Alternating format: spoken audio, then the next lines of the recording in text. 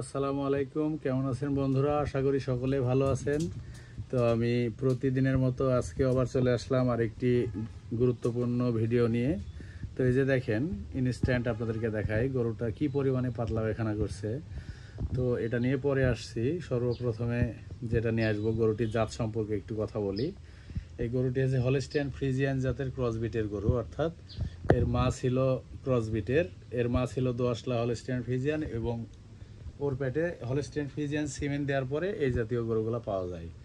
তো এই জাতীয় গরুগুলো আপনারা অনেকেই বলেন যে অস্ট্রেলিয়া গরুর প্রচণ্ড পরিমাণে পাতলা পায়খানা হয়, পায়খানা ভালো হতেই চায় না। আসলে আমি বলবো এগুলো এক ধরনের ভুল ধারণা।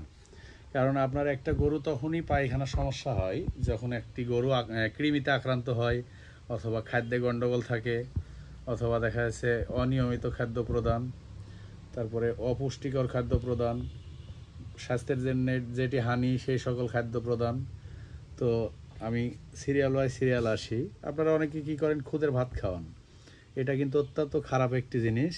প্রত্যেকটি গরু ছাগলের জন্য এটি ফুড পয়জনিংয়ের প্রধান উৎস হিসাবে কাজ করে। সুতরাং আপনারা খুদের ভাতটা খাওয়াবেন না। আবার অনেকে আলু খাওয়ান, এই কাজটা করবেন না। এইগুলা ক্ষেত্রেও কিন্তু অনেক সময় পাতলা পায়খানা করে। তবে ম্যাক্সিমাম ক্ষেত্রে যেটি হয়, কৃমির কারণে পাতলা পায়খানা করে। তো আপনারা একটি গরুকে অবশ্যই 3 মাস অন্তর অন্তর কৃমির বুস্টার ডোজ দিবেন।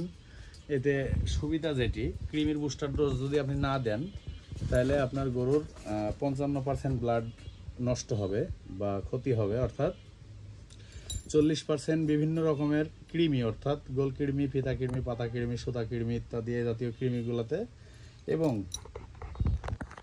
10% 15% খায় মশা মাছি, উকুন, আঠলি, এই জাতীয় পরজীবীগুলা।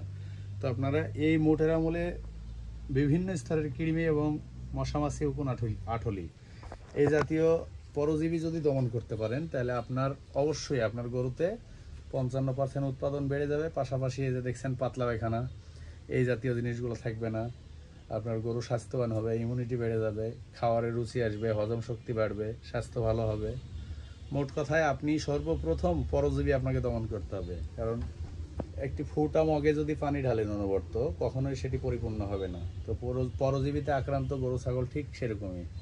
আপনি যতই ভালো খাওয়ান, যত কিছুই খাওয়ান না কেন, ফুটা মগের মতো একদিক দিয়ে খাওয়াবেন, আরেক দিক দিয়ে পড়ে যাবে। তো আপনারা এটা রক্ষার জন্য ক্রিমের বুস্টার ডোজ করবেন। মশা মাছি, উকুন, আঠলির জন্য বিভিন্ন পদক্ষেপ নেবেন, যেমন স্প্রে, মশারি এই জাতীয়, বা আপনাদের আরও বিভিন্ন বিকল্প পদ্ধতি থাকে। তো এগুলো আপনারা অবলম্বন করবেন, ইনশাল্লাহ দেখবেন 55% যখন আপনার উৎপাদন বেড়ে যাবে, অবশ্যই আপনার গরু পালনে লাভ হতেই হবে। কিন্তু এখন কথা হচ্ছে যে আপনি গরুর খাদ্য হচ্ছে ফিড বা খোল ভুসি, আপনি এগুলো না খাওয়াই যদি গরুকে আপেল কমলা খাওয়ান, তাহলে এটাতে লাভ হওয়া অসম্ভব। তো যাই হোক, জাস্ট ফর ফান। আপনারা ভালো থাকবেন সকলে, এবং গরু ছাগল সংক্রান্ত যে কোনো বিষয়ের জন্য আমাদেরকে নক করবেন বা ইনবক্স করবেন বা কমেন্টের মাধ্যমে জানাবেন। আমরা আপনাদের সকল উত্তর দেওয়ার চেষ্টা করব। আপনাদেরকে অসংখ্য ধন্যবাদ আমাদের প্রত্যেকটি ভিডিও দেখে লাইক, কমেন্ট, শেয়ার দিয়ে পাশে থাকার জন্য। আল্লাহ হাফেজ, ভালো থাকবেন সবাই।